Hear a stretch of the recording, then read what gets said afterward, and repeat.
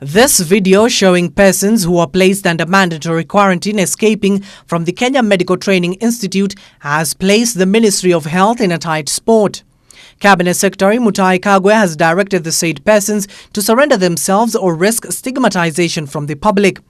It is therefore imperative and important that you call the police and let them know that individual XYZ was in quarantine and is now hiding in house number 10 or house number 12 at Umoja or Buruburu or wherever else. Because if they do not surrender themselves back, then they render themselves to all kinds of things, including being mobbed by people, and taken there by force. There are fears that they could pose a risk to other Kenyans following the government's directive that anyone who may have been exposed to COVID-19 be isolated for 14 days. So those of you out there, those Kenyans who know of an individual who was in quarantine, and you know them, who was in quarantine, who is now proposing that you should be living normally with them, that individual is going to cost you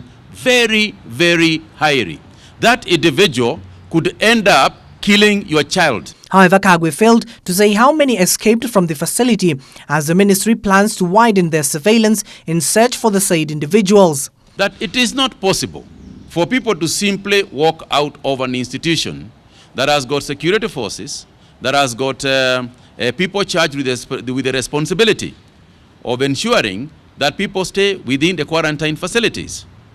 But more importantly, it is very difficult to fathom how an individual who knows very well they are not in prison. Quarantine facilities are not prison facilities.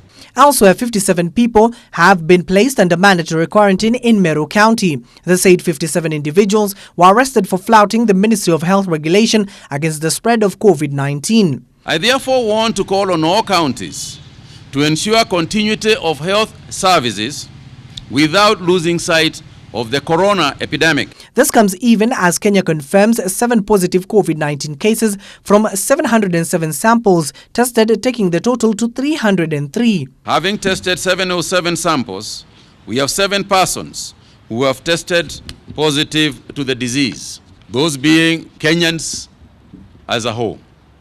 We don't have any foreigners in those figures.